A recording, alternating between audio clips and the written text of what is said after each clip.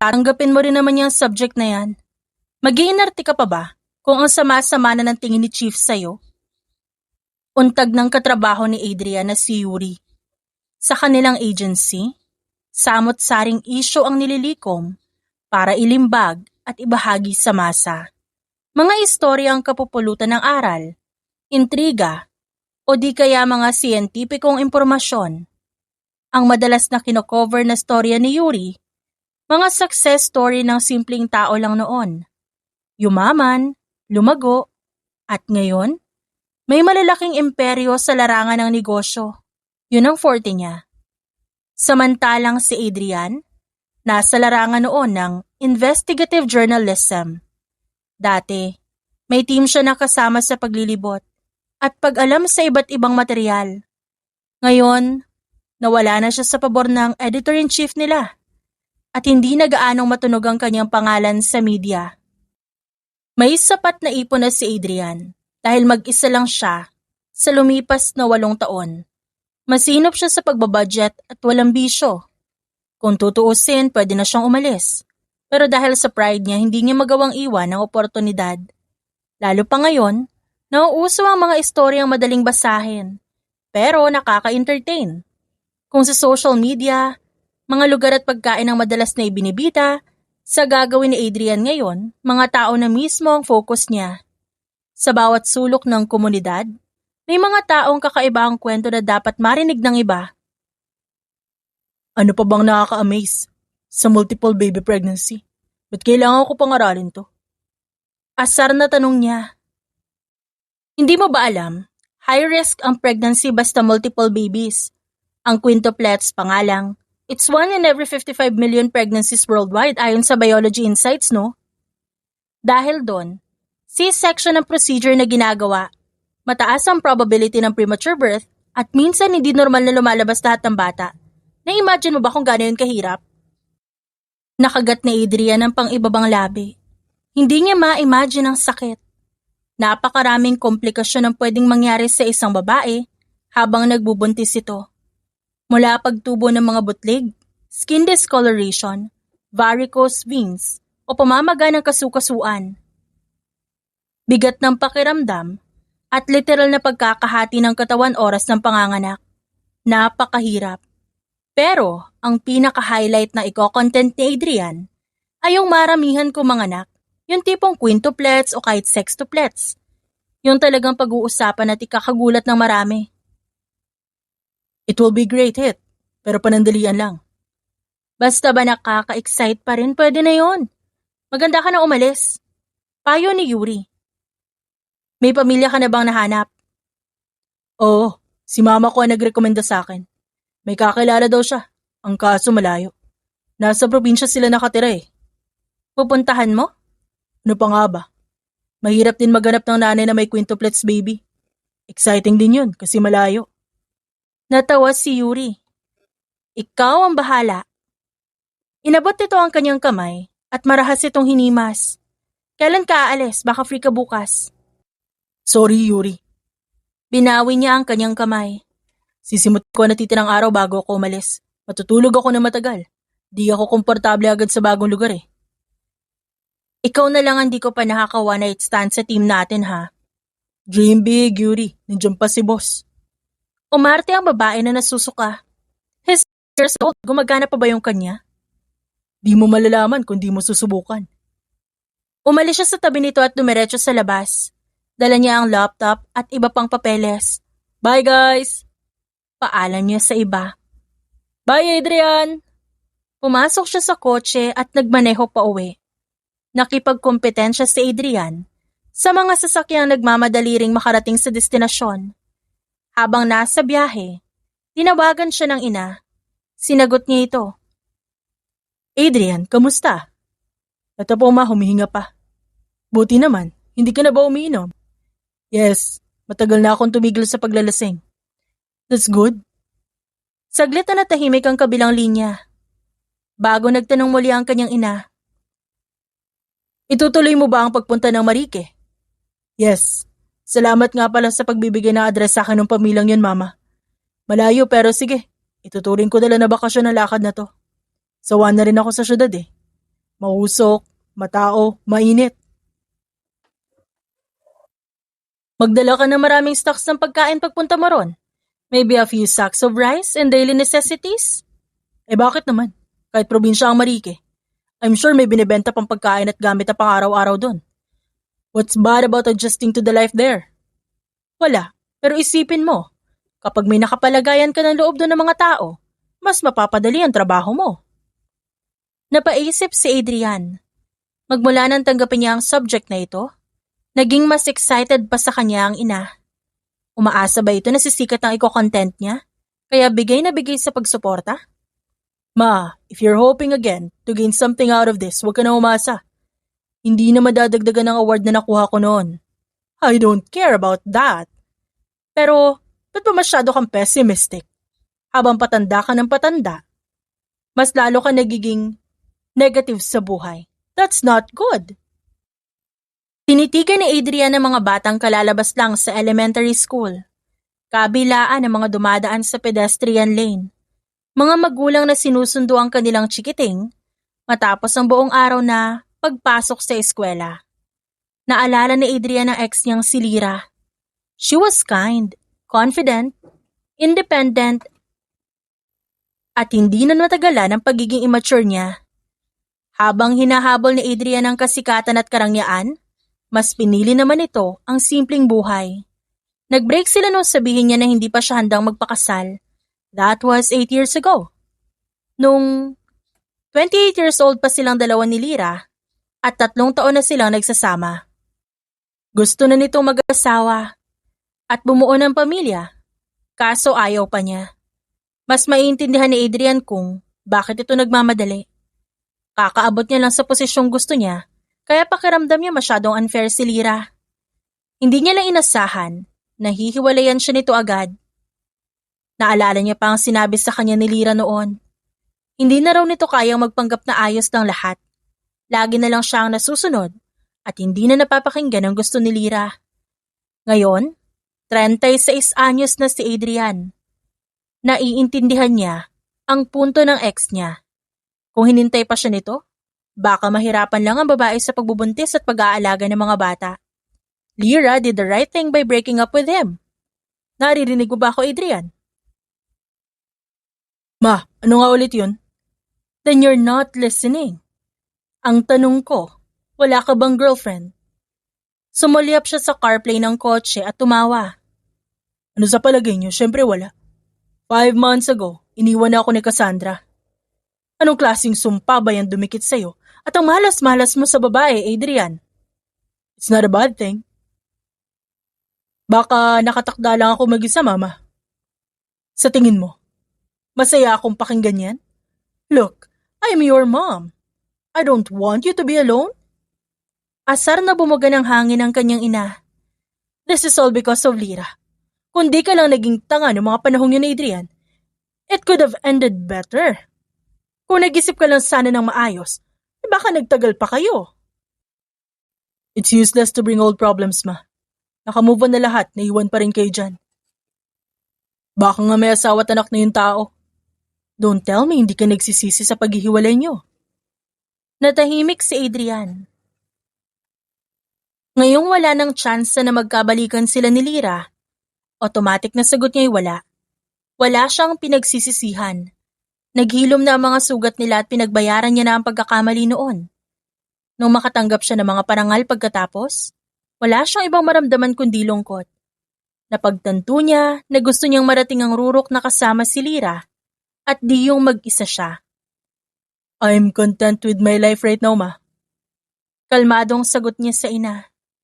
Wala na akong mahihiling pa sa buhay ko. I'm happy. Good. Kung yan nga ang nararamdaman mo, natutuwa ako para sa'yo.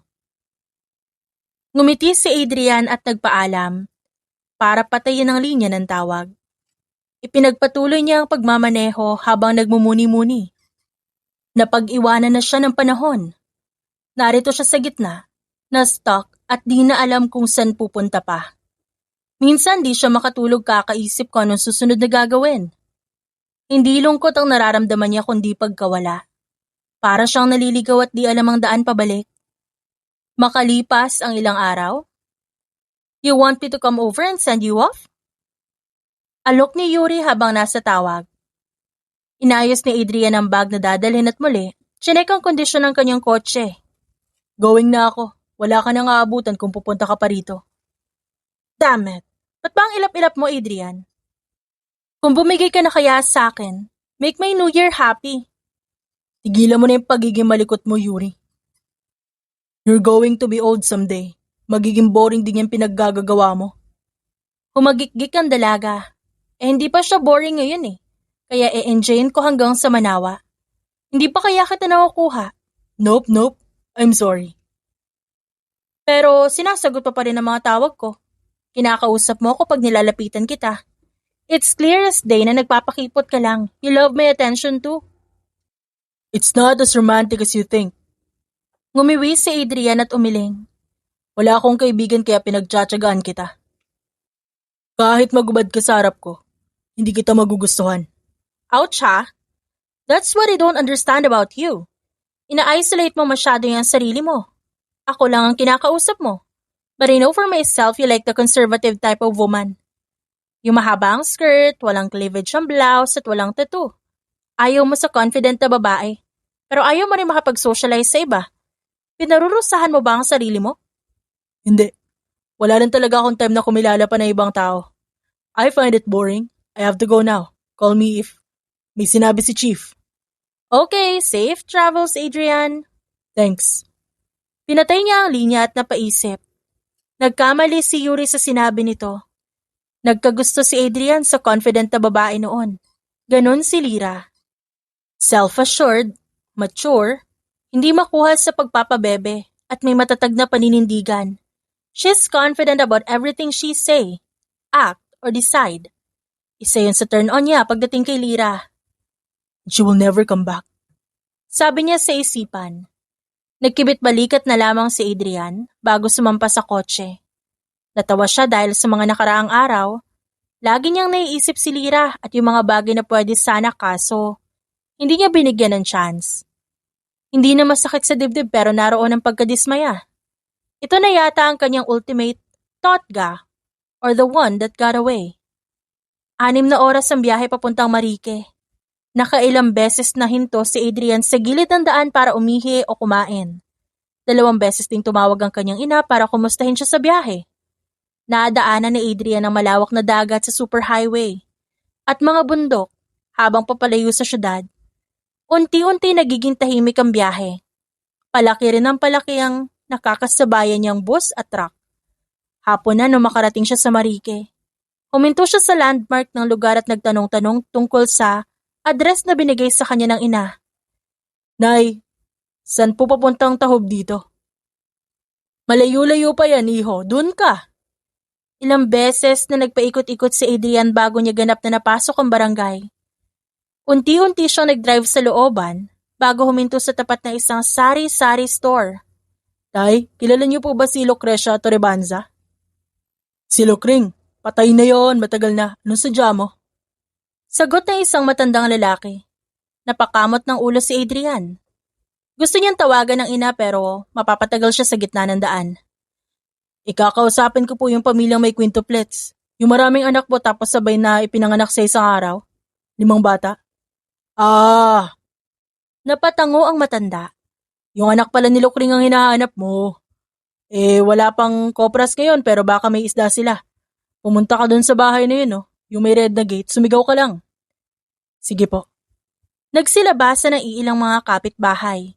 Siguro naguguluhan dahil ngayon lang may bumisita sa kanilang lugar na medyo high profile ang asta. Di naman makayanan ni Adrian na sumakay ng bus o tricycle dahil hihikain siya sa alikabok at usok. Sensitibo siya sa malalakas na amoy pati sa hamog. Diniretso niya ang sasakyan, papunta sa bahay na may pulang gate at bumaba. Magandang araw ho, tao po. Bati niya. Isang bata ang humawak sa laylayan ng kanyang damit. Sir, anong sadya niyo? Sino ka? Evan po. Bakit kayo nasa labas ng bahay namin? Nakahinga naman siya ng maluwag. Nasa na mga kapatid mo, ang mama at papa mo? Ano po muna kailangan niyo kay mama? Napansin ni Adrian ang dalang supot ng bata. May laman itong isda. Gusto ko sana makausap ang magulang mo. Ilang taon ka na? 7 po. Sino kayo? Ako si Adrian. Kung pwede sana ituro mo sa akin kung nasa na mama mo. Tungkol po ba yan sa pera? Kung hindi, wag niyo na kausapin ng mama ko. Napakurap si Adrian. Di maganda yan ah. Di naman pera lang ang importante sa buhay. Ano po pala? Pagmamahal, pagkakaintindihan. Umiling ang batang si Evan. Di naman nakakain yan, Sir Adrian eh. Halika po, nasa dalampasigan si mama. Ang kotse. Igilid yun na lang po. Wala naman pumapasok na malalaking sasakyan dito sa amin. Okay, sige. Kumibot ang labi ni Adrian. Napahanga siya sa pagiging kalmadong bata ni Evan. Tila ba wala itong kinatatakutan at may kumpiyansa sa pananalita o pagkilos. Matured beyond his age, kumbaga.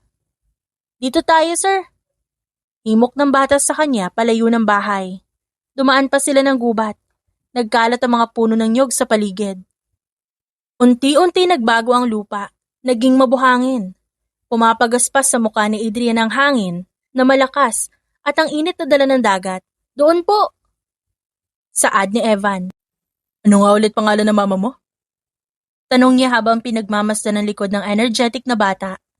Mama Lira po. Lira ang pangalan niya. Nabura ang ngiti ni Adrian. Pinilit niya yung ibalik. Hindi naman siguro ganun kalala magbiro ang tadhana.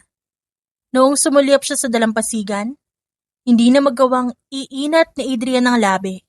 Si Lira nga, na ex niya ang naroon. Tumanda ang muka pero napakaganda pa din. Evan, di ba sabi ko sa'yo ihatid mo sa bahay ang isda? May bisita kasi mama si Sir Adrian. Nagtama ang paningin nila ni Lira. Namilog ang mga mata nito. Tila hindi maintindihan ang nakikita. Nanlambot ang tuhod ni Adrian, kaya tumigil siya sa pwesto. Sa kanya lang napansin ang 5 pang batang nakapalibot kay Lira. 2 pang lalaki maliban kay Evan at 2 babae. Anak niya ba lahat ng mga batang to? Sino ang ama nila? Tanong na lamang niya sa sarili. Naging busy ang umaga ni Lira dahil sa pagkubra ng pera mula sa pinarentahan niyang mga bangka. Kasama niya ang 5 mga anak habang binabaybay ang dalampasigan. Marami ang bumabati sa kanila at nagbibigay ng isda bilang pasasalamat. Pinauwi niya muna si Evan para ihatid sa bahay ang mga isda dahil balak nilang magtampisaw sa dagat. Hindi niya naman inaasahan na sa pagbalik ng bata may dala na itong extra. Bakit ka nandito? Gulat na tanong niya kay Adrian. Sumulyap siya kina Evan, Aiden, Blue, Samantha at Katrina. Lahat sila kuryoso sa estranghero na kararating lang. Bihirang magkaroon ng bisita si Lira. Lumaki siya sa pangangalaga ng biyudang si Nanay Lucrecia. Hindi sila tunay na magkadugo pero sa kanya nito pinamana lahat ng ari-arian. Bahay, lupa, mga taniman at maging mga bangka. Lahat yon inaalagaan niya na mabuti ngayon. Tinigil niya ang pagtatrabaho sa syudad alang-alang sa negosyo at mga bata. Sa palagay niya kasi mas magandang environment sa 5 anak ang probinsya kesa sa syudad. Mahihirapan siyang alagaan ng mga bata doon. Wala ako masamang intensyon. Binigyan ni mama sa akin ang address mo. Di ko alam na ikaw pala ang pupuntahan ko. Paliwanag ni Adrian. Tumanda ang mukha nito, mas gumuwapo. Mas presko at mas lumaki ang katawan. Binatang-binata pa rin kung umasta. Alam ni Tita Helen kung saan ako nakatira? Natawa siya ng bahagya. Di na ako magugulat. Magaling siya sa paghahanap ng impormasyon. Ang tanong ko, ba't ka nandito? May espesyal ka bang sadya? Kaya ka naligaw dito? Matagal na ang panahon mula nung huli silang magkita. Hindi man maganda ang pagtatapos nila dati. Dapat ibaw na yun sa limot. Hindi ugali ni Lira ang magtanim ng sama ng loob. Lalo pat, desisyon niya ring umalis. Isa pa, hanggang ngayon hindi pa rin alam ni Adrian na anak nito ang 5 batang kaharap. Nagigilty siya ng konti. Wala talaga siyang balak na ipaalam sa lalaki na may anak sila. May cover ako ng storya patungkol sa quintuplets pregnancy. Lumaking maayos at malulusog ang 5 mong anak kaya gusto ko sana i-document ang experience mo. Matamang sabi ni Adrian. Bumagsak ang sikmura ni Lira.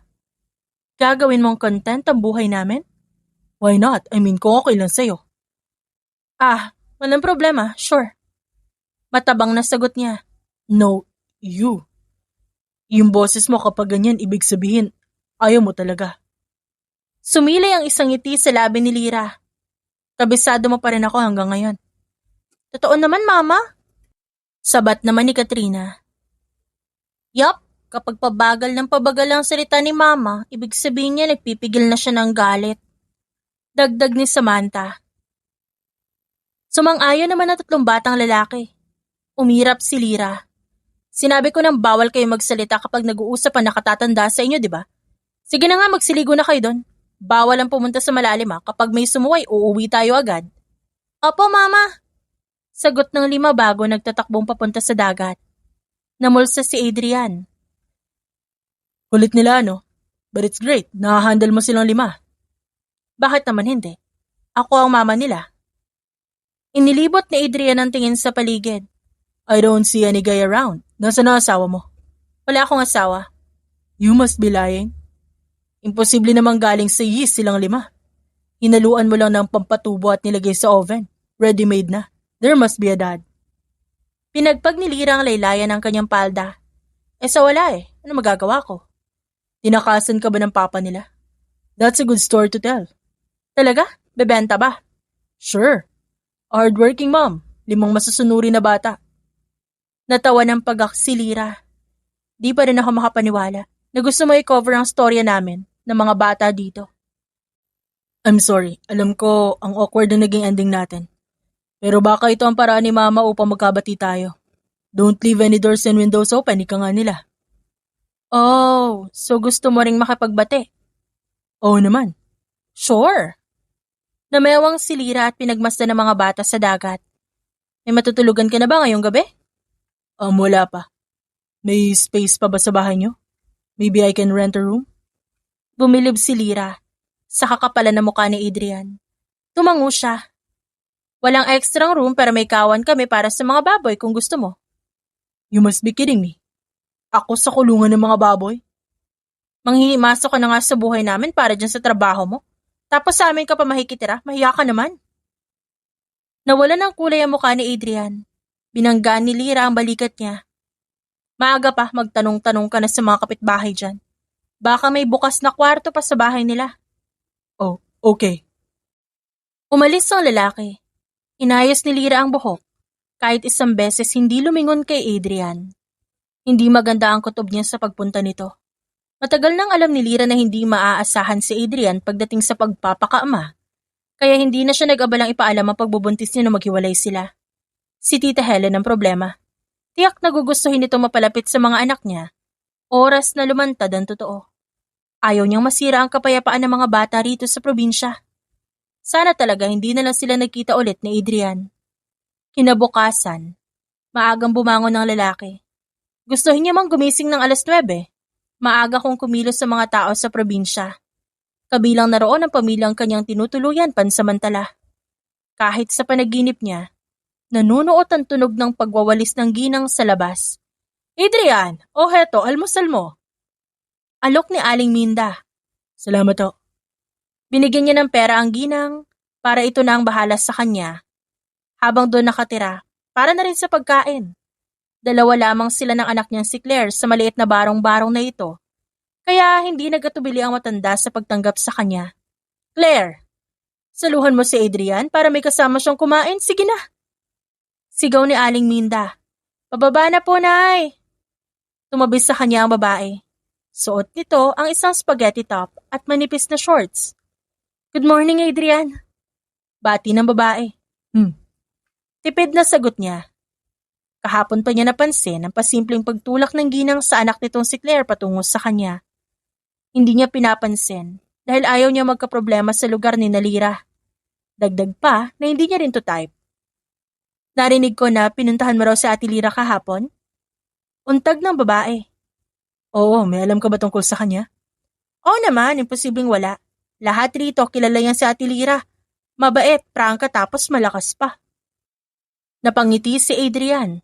Inubos niya ang kape bago sumeryoso. Sino nga man ang mga anak niya? Taga rito din ba? Ewan ko. Basta nung teenager pa ako, buntis na si Ate Lira pero wala akong maalala na may lalaking umaaligid sa kanya. Focus na siya sa negosyo pati na sa mga anak. Talaga? Okay. Kinatatakutan ba si Lira dito sa inyo? Halos lahat ng negosyo rito sa amin siya nagmamay-ari. May tindahan sila sa town. May 10 bangka tapos iilang baol din sa kabilang barangay. Palayan yun ah. Nakagat ni Adrian ng pang-ibabang labi. Kaya pala din nito kailangan ng asawa. Kahit mag-isa ito kayang-kaya palakihin ng mga bata. Dati pa man, bilib na si Adrian sa kakayahan ni Lira sa pag-handle ng pera. Interesado ka ba sa yaman niya? Tanong ni Claire. Hindi, ba't mo naman natanong yan? Marami nang sumubok na humuli sa puso ni Ate Lira. Wala pang nagwawagi kahit isa. Matigas ang dibdib niyan pagdating sa mga lalaki. Magkamali ka lang na isang beses, pahirapan na makabawi. Lalo na pati sa tiwala niya. Ayoko lang na mahirapan ka. Talaga? Oo, kahit bago ka lang dito. Alam ko naman na mabait ka tas gentleman. Kaya ayoko na umasa ka sa wala, Adrian. Mayumi na sabi ng dalaga. Tumango siya at tinignan ito sa mata. Ex ako ni Ate Lira mo. Ex? Ba't ako kayo naghiwalay? Nauutal nitong tanong. Kasi may nagawa akong kasalanan sa kanya. Pagdadahilan ni Adrian. Seryoso ka ba? Oo. Malakas ang kutob ko, galit pa rin yun sa akin. At kung ayaw mo madamay kayo na mama mo, huwag na tayo maging close sa isa't isa. Sapat na yun naawa kayo ni Aling Minda tas pinatira niyo ako dito, okay? Hindi na umimik ang babae. Hinugasan ni Adrian ang pinagkainan bago nagpaalam sa matandang nagsusunog ng tuyong dahon sa labas. Maliligo po sana ako, Aling Minda. May batis ba rito? Ay, oo. Kunin mo yung pamalit mo. Ipahahatid kita kay Dodong doon. Tinulungan siya ng isang binata na makarating sa batis na tinutukoy nito. Nilagay ni Adrian ang damit sa ibabaw ng bato bago naghubad. May dala siyang sabon at shampoo sa bote galing pa sa bahay niya. Dapat presentable siyang haharap kina Lira mamaya. Balak niya ring mag-perfume. Habang kinukuskus ang balat, nakaramdam siya ng hapdi sa likod.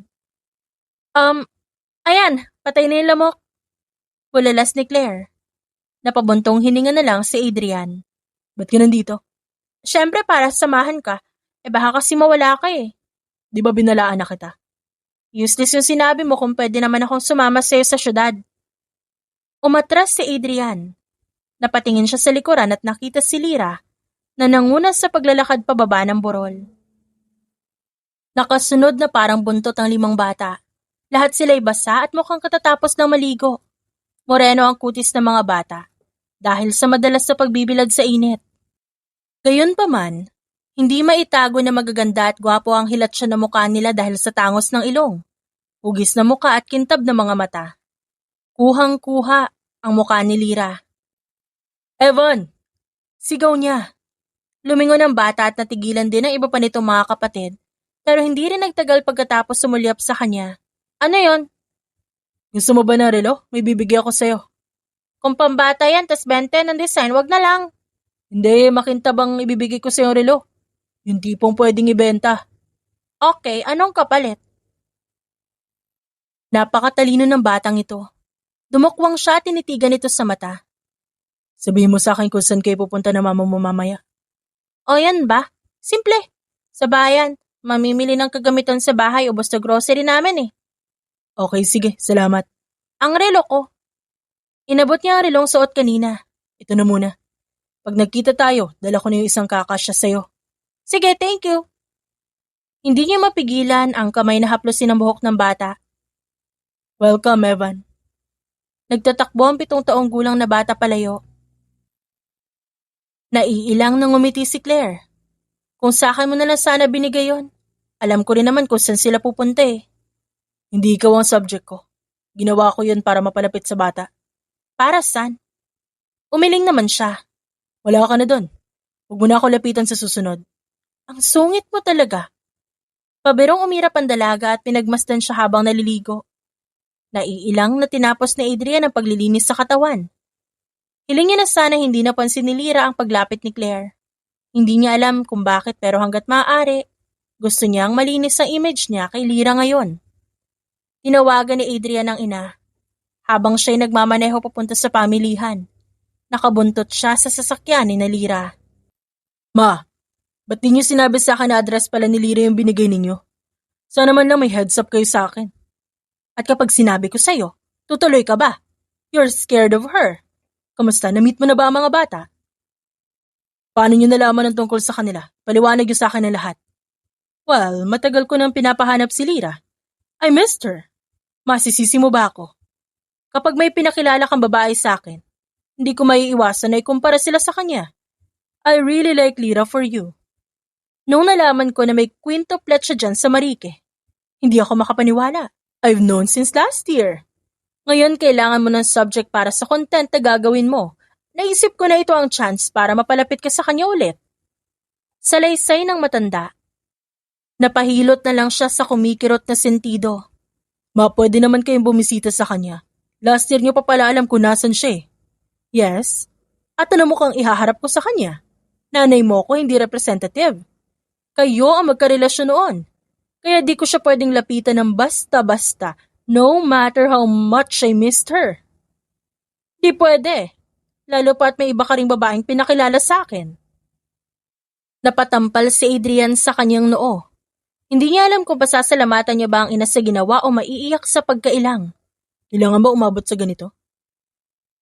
Now I've seen her. Pagkatapos ko silang videohan at interview, naalis na ako. Di ko na sila gagambalain. Do the kids look like you, Adrian? Anong klaseng tanong yan? Kamukha mo ba ang mga bata? May lukso ng dugo ka bang naramdaman? Mind their age, iho. Baka anak mo sila. Inihinto niya ang kotse sa gilid ng malubak na kalsada at lumabas para lumanghap ng sariwang hangin. Ma, tell me the truth. Did you secretly conduct a DNA test? Masyado kayong kumpiyansa sa mga sinasabi niyo. Wala.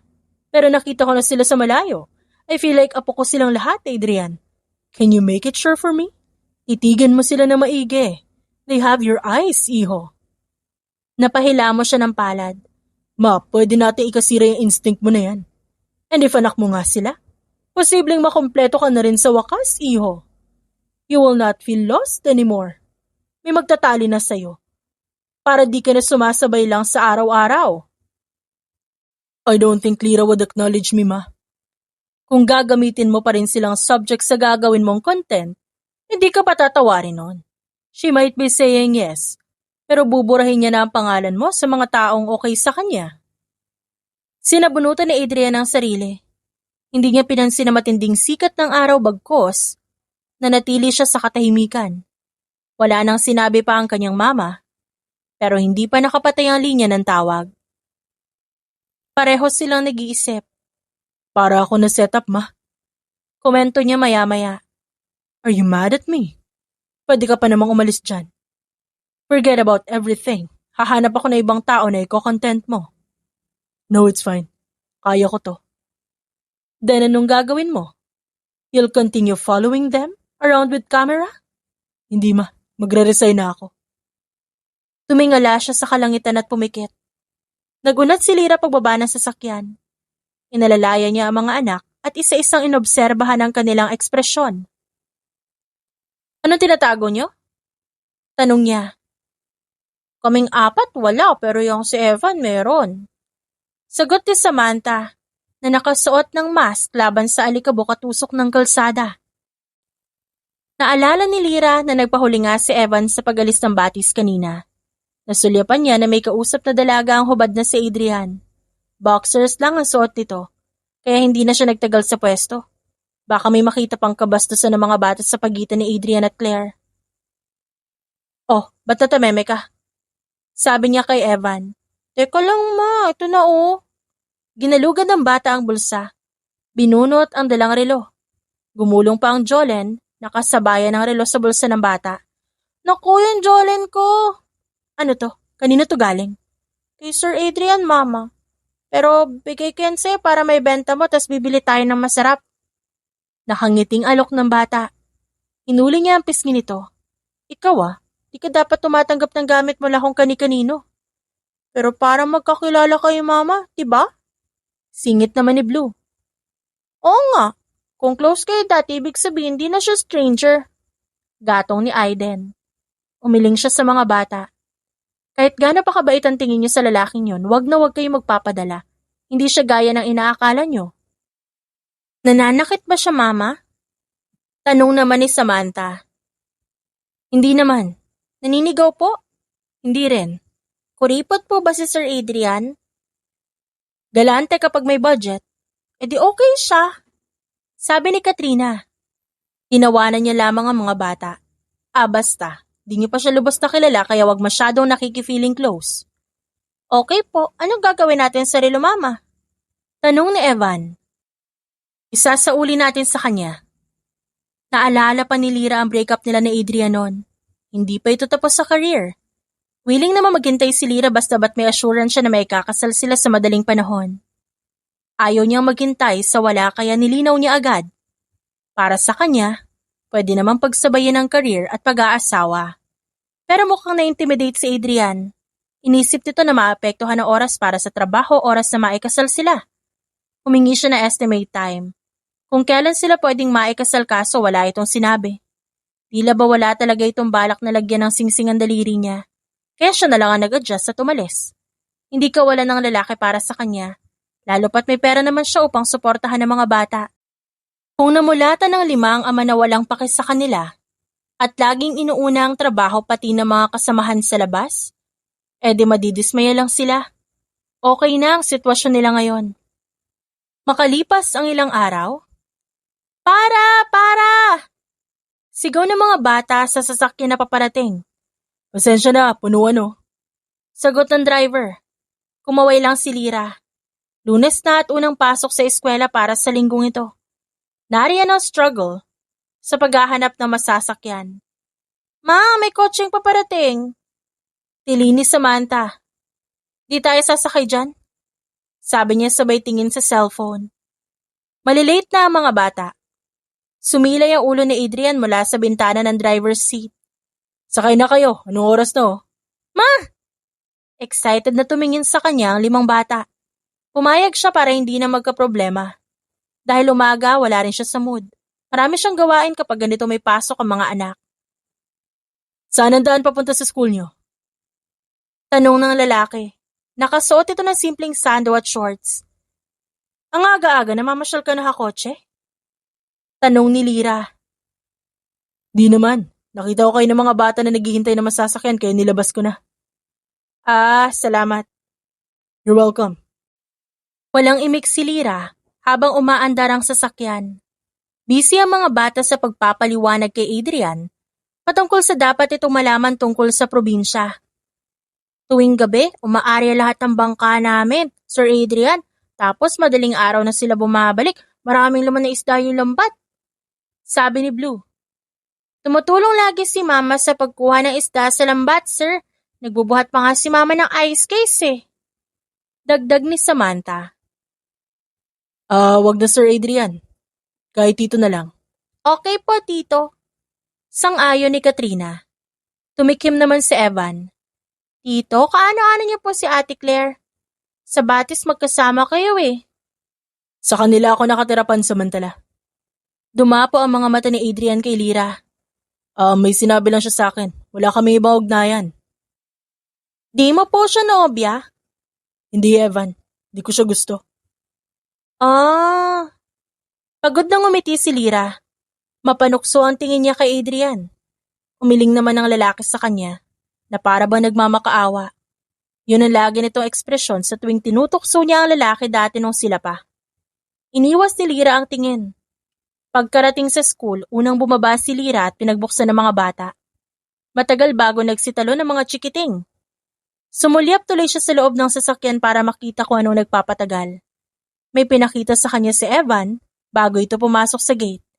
Diniretso niya muna ang anak sa room bago bumalik kay Adrian. Sakay na, nakabihis pajama ka pa. Sumunod si Lyra at agad itong pinagsabihan. Binigay mo ba ng tig-1,000 ang mga bata? Nakita ko yung pera kay Evan. Ano ibig sabihin nun? Suhol ba yun para pwede mo silang questionin alang-alang dyan sa content mo? Agad na in-start ni Adrian ang sasakyan. Hindi na tuloy siya makababa kung gugustuhin niya. Itigil mo ang kotse, wag mo na ulit ito gagawin layuan mo na kami. No, fine, I'll stop, pero hindi ka bababa. Excuse me, at ba't ako susunod sa utos mo? That's not a command, it's a request. Mag-usap muna tayo, please. Huminto ito sa gilid ng daan. Tumigil na ako sa trabaho. Di ko kayo gagawing content ng mga bata. Huwag mo naman sana masamain yung ginawa kong pagbibigay ng pera sa kanila. I just want them to buy everything they want at school. Lumuwag ang paghinga ni Lyra. Di mo kailangan gawin yon. Wala tayong ugnayan na nagre-require sa iyong magbigay ng pera sa mga bata. Really? Kumibot ang kilay ni Lyra. Wala nga, ano ba nasa utak mo? Nothing. Ang sabi kasi wala silang papa. I wanted to be their ninong. Umirap siya. Naririnig mo ba yung sinasabi mo? Habang nandito ako na lang muna ang father figure nila. Di nila kailangan yan. Saka ba't ka pa ba nandito? Kung di mo nagagawin yung trabaho mo, ibig sabihin pwede ka na umalis. Saglit na nag-iwas ng tingin si Adrian. Nandito na ako, kaya isipin mo na lang na nagbabakasyon ako. Sa bahay ni na Claire? Nagtanong ako kung may space pa sa bahay mo. Sabi mo maghanap ako ng iba. And I just did. Nililinaw ko lang. So wag ka na magalit. Ayokong sa susunod na mag-e-expect ng sobra-sobra ang mga bata. Dapat humble lang sila. Pwedeng pagbola ng problema yung ginawa mo. Paano kung targetin sila ng mga kung sino? Dahil sa laki ng halagang binigay mo. Marunong ba sila magbilang hanggang 1,000? Hindi mo pa nga alam eh. Lumabnaw palalaw ang ekspresyon ni Adrian. I'm sorry, di ko man lang tinanong muna. See? Tapos, gusto mo pa maging father figure nila? Lyra, I'm trying. Pero hindi nga kasi kailangan. Sino ka ba at kaano-ano ka nila para magkaganyan ka, ha? Natahimik ang paligid. Napansin ni Lyra na miski paghingay pinipigilan ni Adrian. Tila ba naapektuhan ito sa kanyang sinabi? Naikuyom niya ang mga palad. Di kaya naghihinala na ito sa mga bata? Tanong niya sa sarili. Dahan-dahang pinakawalan ni Adrian ang hininga. Saka ini-start muli ang kotse. Inilayo na lamang ni Lyra ang tingin. Ayaw niya itong kaawaan dahil baka manumbalik pa ang feelings niya. Tumunog naman ang cellphone ng lalaki. Kinonekta nito yun sa kotse at nagsalita. What is it? Hey Adrian, totoo ba nag-resign ka na? Oo Yuri, di na ako babalik. Pasabi na lang kay Chief sorry. Diretsong sagot ng lalaki. Tila ba walang pag-aalinlangan o pagsisisi? Oh damn it, sayang!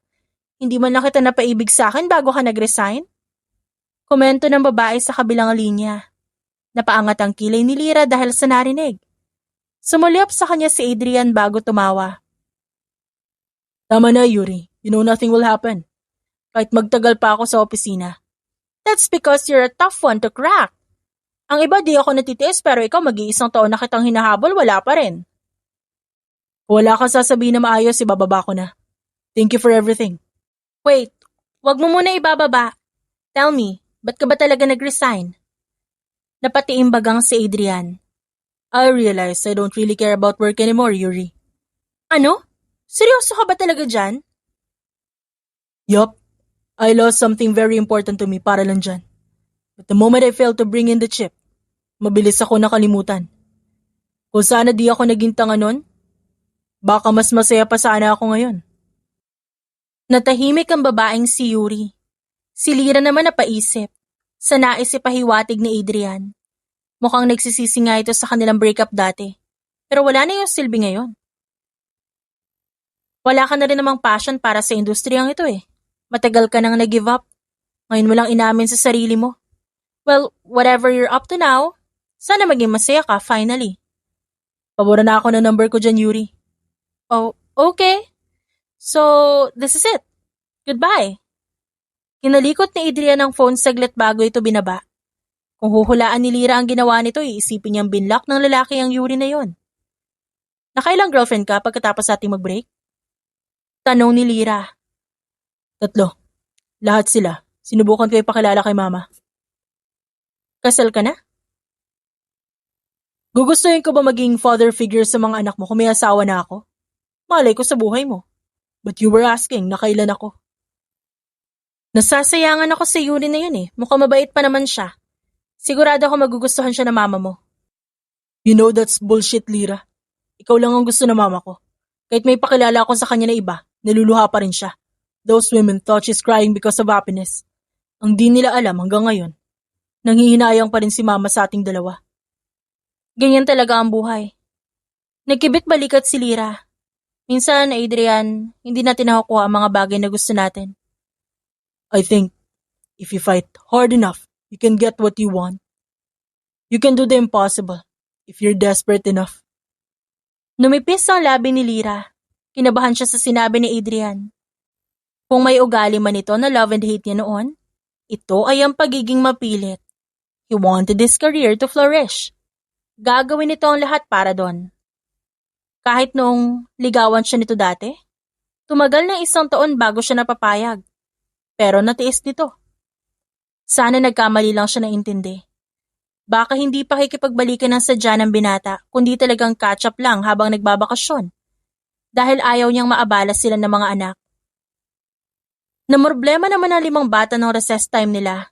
Nagtabi silang lahat sa isang mesa sa mini park ng kanilang school. 1,000, sabi ni ante sa tindahan, malaki daw to. Nakabili kaya to ng bagong bahay?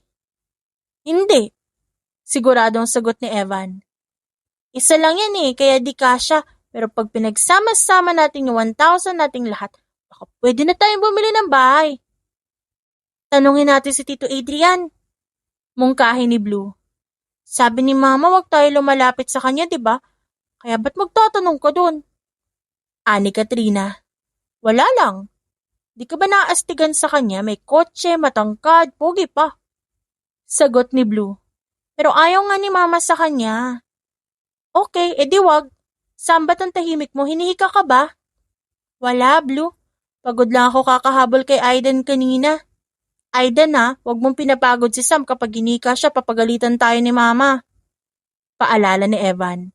Sinabi ko namang wag siyang humabol Okay lang ako, Evan. Agap ni Samantha. Anong bibili natin? Walang gustong tumanggap ng pera na to. Kainin na lang natin yung biskwit na pinabaon ni Mama. Tago na lang natin tong pera. Desisyon ni Evan na siyang sinundan ng lahat. Ako, gusto ko si Tito Adrian. Panimula ni Blue. Mag-isa ka para ikaw lang pagsabihan ni Mama. Sabi ni Katrina. Ba't ayaw niyo sa kanya? Kasi bago lang siya sa atin. Di pa natin siya kilala. Tumango naman si Blue. Kaya maghihintay pa tayo para makilala natin siya na maayos. Parang gano'n na nga. Nagkaintindihan ng 5 bata. Nilibang nila ang sarili sa paglalaro sa araw na yon.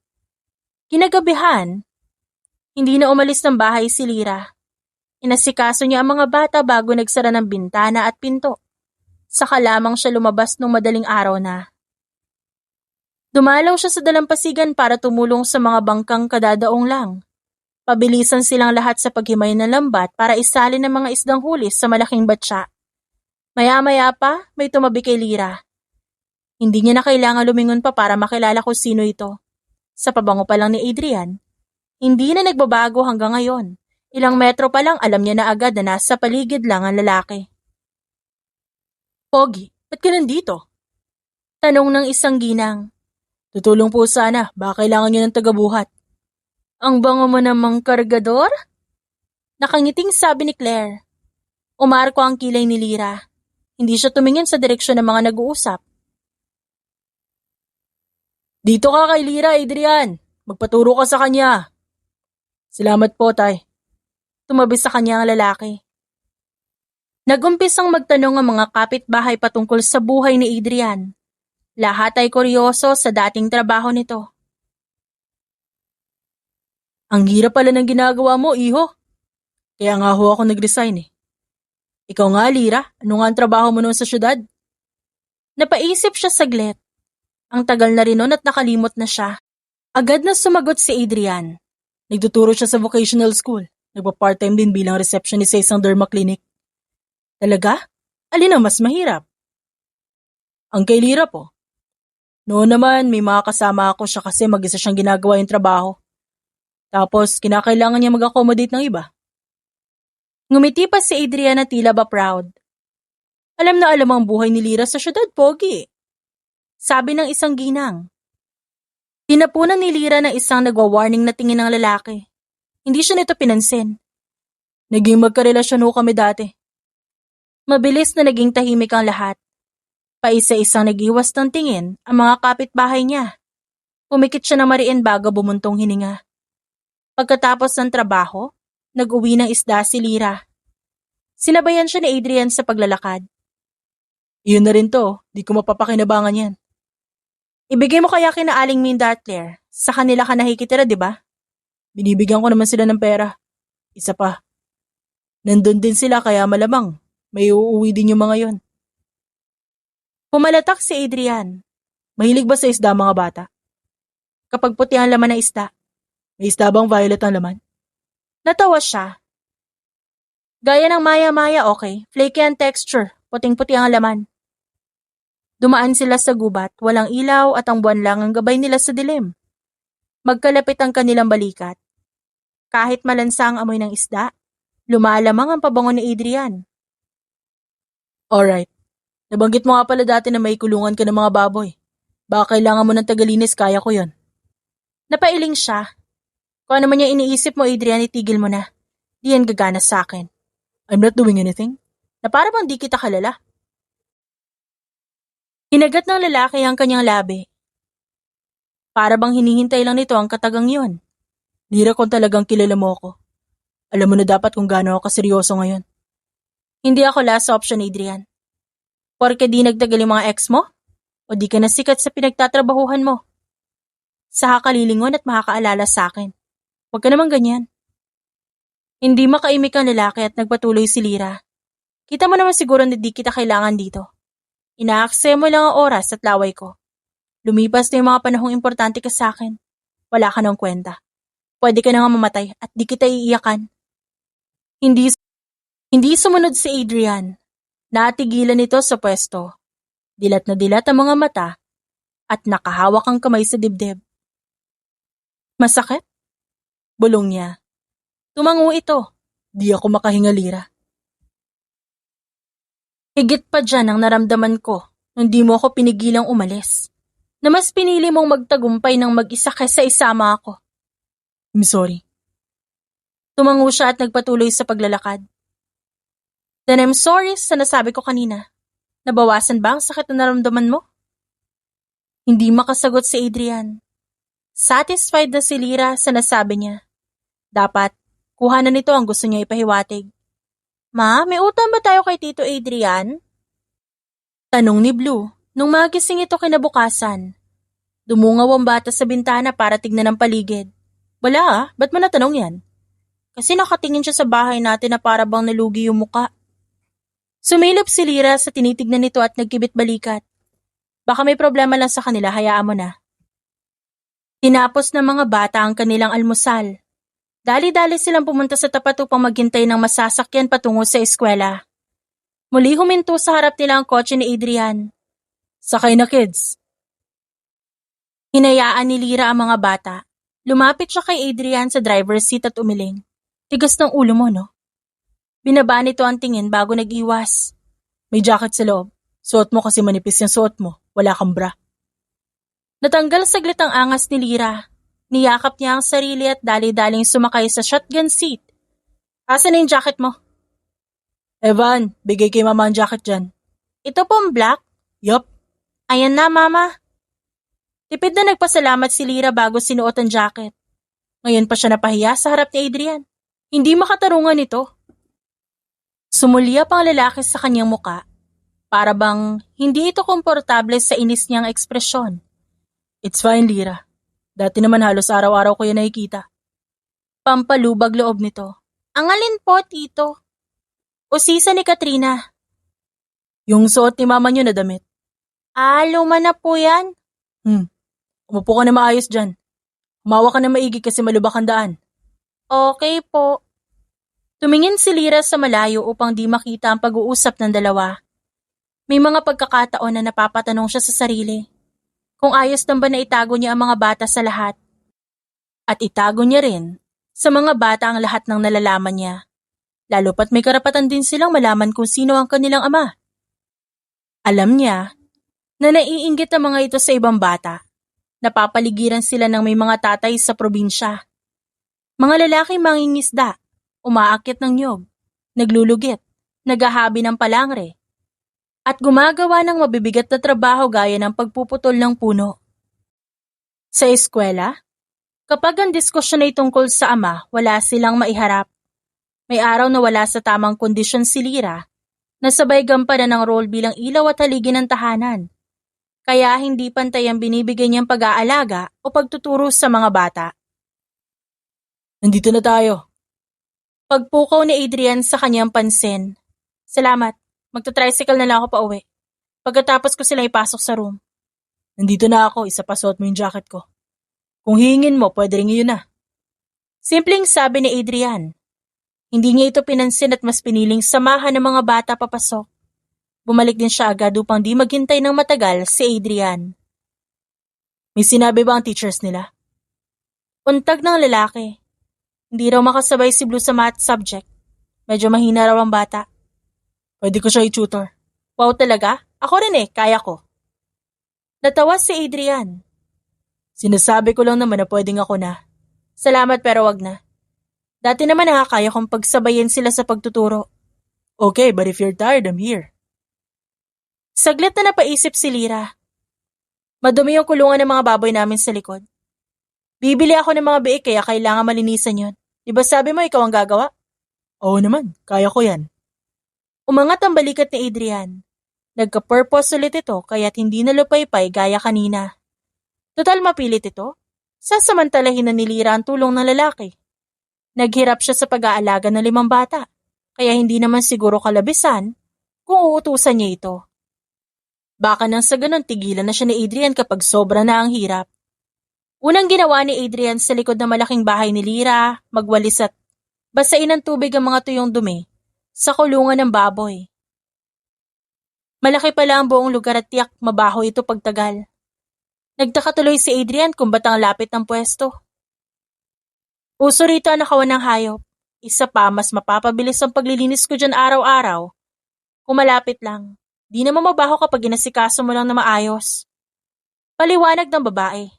Kinalaunan, tinawag ito na iilang mga kapitbahay. Naalarma si Adrian kaya sinubukan niyang sumama. Hindi, dito ka lang, tapusin mo muna yung ginagawa mo. Titignan ko lang kung grabe ba yung sira sa isa naming bangka. Nabangga raw Mando ng babae sa kanya. Okay, dito lang ako. Itinuloy ni Adrian ang ginagawa. Nung matapos siya, niligpit niya ang gamit sa sala. Tumunog ang cellphone ni Lyra sa ibabaw ng altar kaya nilapitan niya ito. Tumatawag ang isang teacher Lynn ayon sa caller ID. Agad niya ito sinagot. Hello?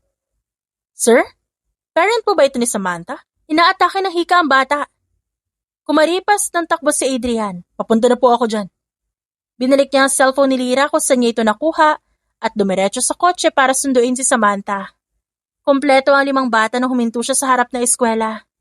Pinalibutan nila si Samantha na nakayuko at malakas na umuubo. Namumula ang mga mata ng bata. Mabilis ang pagkangat baba ng balikat at may tunog ng sisiw sa bawat paghinga nito. Pasok na bilis. Nasaan si Mama? Tanong ni Blue. May emergency sa dalampasigan. Kaya ako na muna susundo sa inyo. May nebulizer ba si mama nyo? Yung pampausok, meron kayo? Inhaler? Sunod-sunod na tanong niya. Umiinom ka ba ng gamot, Samantha? Sa bahay po meron kami ng pausok. Report naman ni Evan. Binilisan ni Adrian ang pagpapatakbo ng sasakyan. Pagdating sa bahay, binuhat niya si Samantha habang pinagsasabihan ng iba pa. Pasok, wag mo na pumunta kung san-san. Kailangan kayo ng kapatid nyo. Kukunin ko na yung pampausok, tito. Sabi ni Aiden. Pinunasan ni Adrian ang pawisang si Samantha at binalingan si Blue. Huwag mo siyang paypayan, buddy. Lalala ang nararamdaman niya dahil sa lamig. Okay po. Pagdating ng machine, agad inassemble ni Adrian ang kagamitan. Bilang may asthma rin siya, alam niya kung paano pagagaanin ang nararamdaman ni Samantha. Pagkatapos magsalin ng gamot sa lalagyan, inon niya ang nebulizer. Inalalayan niya si Samantha upang malanghap nito ang usok. Punasan mo si Sam, Katrina. Marahang sabi niya sa isa pang bata. Umigkas si Samantha dahil naduduwal ito sa pait ng gamot. Para namang tinatapakan ng puso ni Adrian dahil sa nakikita. Kung sana siya na lang ang inatake at hindi ang batang ito. Konti na lang, Sam. Gagaan din ang pakiramdam mo. Umiiyak na ito ngayon pero walang ingay. Tila ba sanay na ang bata sa ganitong pangyayari? Ba't tinatake ng asma si Sam? Natuyuan ba siya ng pawis sa likod? Maalikabok? May pusa po sa room, tito. Hindi nilaro ni Samantha pero nagkakati kasi yun. Tapos kahapon, pagod din si Sam kakalaro. Sumbong ni Aiden. Ayos lang maglaro basta kapag lumamig na ang pakiramdam mo at sumikip na ang paghinga, tumigil agad. Nanginginig ang kamay ni Samantha habang inaabot ang kanyang kamay. Batid ni Adrian na side effect ito ng gamot, kaya hinawakan niya na lang ang malamig na palad ng bata upang painitin ito. Ano nangyayari? Bulalas ni Lyra na kauuwi lang. Adrian, ikaw ba sumundo sa kanila? Oo, naiwan mo yung cellphone mo at tumawag si Teacher Lynn. Inatake raw ng asma si Sam kaya hindi na kita nahintay. Salamat. Natagalan kasi ako doon. Nagkausap pa kami na nakasira sa bangka. Pasensya na Sam ha, natagalan si Mama.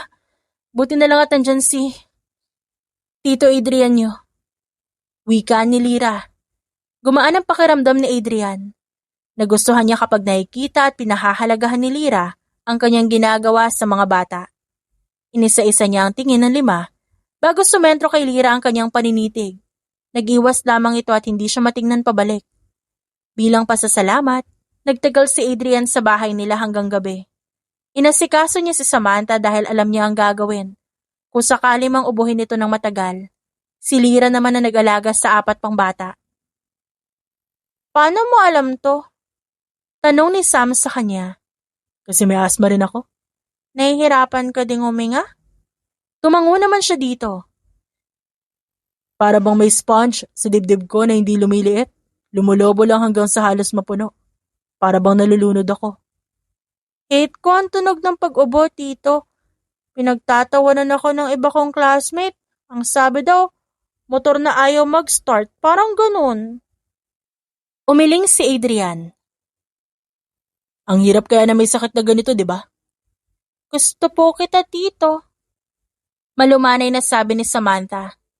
Nung binuhat niyo ako kanina, para kayong si Superman.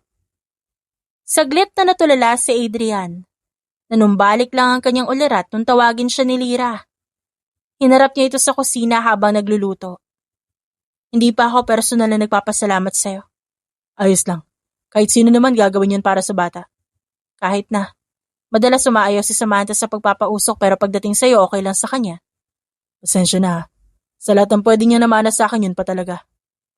Saglit na natigilan si Lyra. Tumalikod siya. Bago sumagot. Yun na nga eh. Siya lang ang may ganong kondisyon sa kanilang 5. Lumuwag ang paghinga ni Adrian. Lumambot ang kanyang tuhod kaya kumuha siya ng silya para umupo. Alam mo ba kung ano ibig sabihin ng sinasabi mo? Oo. Sa akin nagmana. So inaamin mo nga na ako ang ama nila. Saglit na sumulyap sa kanya si Lyra. Kunwari di pa kayo nagdududa ni Tita Helen. Wala kang balak na ipalam sa akin ng totoo. Ngayon aware ka na. Kung di ka dumayo rito, di mo rin malalaman. Kahit silang 5 walang alam? Tipid nang umiti si Lyra. Ipapaliwanag ko, una sa lahat, ayaw mo akong pakasalan nun. Well, kung alam ko lang na buntis ka, mapipilitan ka magpakasal sa akin, ganon. Ayoko nun, Adrian. Kasi darating pa rin ang araw na susumbatan mo ko oras na magkaproblema sa karir mo. I wanted you to marry me because you love me. Yung may pagkukusa. Hindi lang dahil may anak tayo, kuha mo? Kasi kung bata ang pag-uusapan, kayang-kaya ko silang buhayin na mag-isa. Gusto ni Adrian na ipaglaban ang sarili. But you told me now. Siguro naman pwede ko nang kilalanin ng mga bata bilang akin. Sure, ngayon nandito ka. Iisipin ko na lang na hudyat na ito ng tadhana na dapat di ko ipagdamot sa iyo ang mga bata. Ayoko rin na lumaki silang walang ama. Kung willing ka naman pala magpakatatay sa kanila. Anong gusto mong gawin ko? Pwede ko silang kausapin ngayon. Ipapaliwanag ko o pwede ring bukas. I will start with the mom. Ano ka mo? Humarap si Lyra sa kanya. You're single and I'm single. Huwag na natin hatiin ang atensyon ng mga bata kung may chance pa pala tayo magsama. Hibang ka na ba? Sino may sabi sa'yo na mamahalin pa kita? Tumayo si Adrian at lumapit kay Lyra. I will try hard, Lyra. Pasensya na kung hindi ako yung partner na dapat sa'yo noon. Masyado akong immature. Dati, nasusunod lang ko anong gusto ko. I used to think of you as my #1 fan. Kaya mas mahalaga sa akin na makita mo ako bilang isang sikat na star, imbes mag-partner tayo. Sawa na ako na maging tagasunod mo lang, Adrian.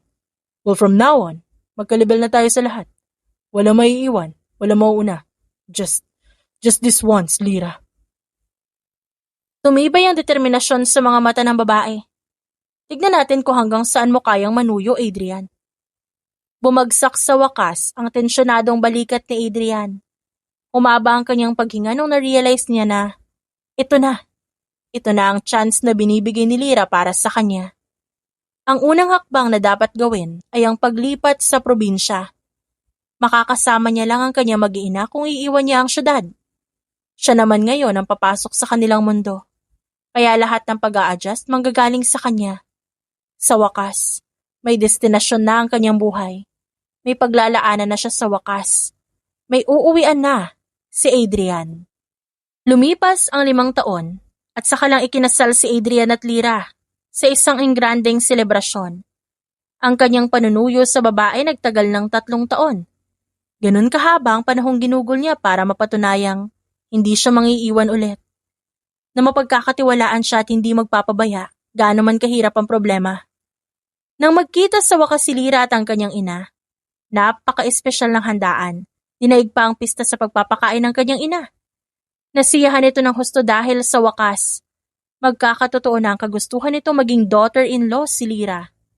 Natuklasan ni Adrian na mas proud pa siya makita si Lyra na naglalakad palapit sa kanya tungo sa altar kesa noong mga araw na na-promote siya at binigyan ng award. Ang mga materyales na yon paglulumaan ng panahon. Kalilimutan ng management at ng mismong audience, pero sa espesyal na araw nila ni Lyra tatatak sa kanyang memorya hanggang pagtanda. Mama, picture daw po! Sigaw ni Samantha kasama si Blue. Pa, tara na! Hinapit ni Adrian ang bewang ng asawa. Tawag na tayo ng mga anak natin. Baka tumatakbo na naman yung si Sam, ha? Diyan, maingat na yung batang yon. Umalik si Lyra sa kanyang labi. Nag-enjoy ka ba? Oo naman, tingnan mo si Mama. May napipiga pa pala siyang luha sa mga mata hanggang ngayon. Kahapon pa yan umiiyak, no? Ikaw na ang kumausap, Lyra. Paborito ka ni Mama eh. Nilapitan nila ang ina para yakapin ito at kumustahin. May problema ba, Ma? I'm just happy, Iha. Ikaw naman. Hindi ka natatanda na walang kasama, Adrian. Nandiyan na si Lyra. Aalagaan niyo ang isa't isa, ha? Magkausap at maglalakad kahit nauugod-ugod. Bibisita sa mga apo at ako magiging panatag na sa kabilang buhay. Ma, matagal pa yan. Ipagdarasal namin kayo palagi. Tapos na ang pagkuha ng picture ng mga bata. Tayo naman daw, Ma. Tara na po. Agad nito napasunod ang kanyang ina. Nakaantabay si Adrian sa likod. Hindi maihiwalay ang kamay sa bewang ni Lyra habang tinatapos nila ang pictorial session. Say cheese, guys! Sigaw ni Evan. Cheese! Fierce naman daw! Tili ni Katrina. Fierce daw, sino second? Kumistot ang labi ni Adrian. Siniko siya, ni Lyra sa tagiliran kaya hinimas niya ang braso nito. Di ka ba natawa sa sinabi ng anak mo? Yan ang best niya. Buti nga pinipilit pa ng bata na matuto ng English eh. Ngumuso lamang si Adrian. Tuluyang natawa si Lyra kaya ipinatong niya ang baba sa balikat nito. Masayang tumingala si Adrian at nagpasalamat dahil sa huli. Nabigyan siya ng pagkakataon na mailagay sa ayos ang lahat. Posible nga siguro na masaya rin ang magiging buhay ni Lyra at ng 5 bata kung wala siyang kaalam-alam tungkol sa kanila. Pero mas masaya si Adrian ngayong kompleto sila at mas pinagtibay pa ng panahon. Dahil sa katigasan ni Lyra, natuto siyang mag-appreciate ng mga bagay na hindi niya pinahahalagahan noon, gaya na maaliwalas sa kalangitan at sariwang hangin. Nagpatuloy pa ang pag-angat ng negosyong sinimulan nila, mas dumami rin ang lumipat sa kanilang lugar dahil sa suportang binibigay nila sa komunidad. Sa huli, ang pag-unlad ng isang relasyon, hindi lang nakaasa sa success ng isang tao, kundi sa contentment ng dalawang umiibig. Minsan, magkakaintindihan lang ang bawat panig sa pamamagitan ng pag-a-adjust o kompromiso alang-alang sa taong napili nating gawing partner. Kung laging nagbibigay daan ng isa para sa isa, mabilis na nasasaid ang pagmamahal at napapalitan ng pait. Sa kaso ng pag-ibig ni Adrian at Lyra, dumating ang tamang tao sa maling panahon. Kung kailan di pa handa ang isa, ready na ang kabila. Sa huli, magpapang-abot lang sila sa paggabay ng tadhana. The End.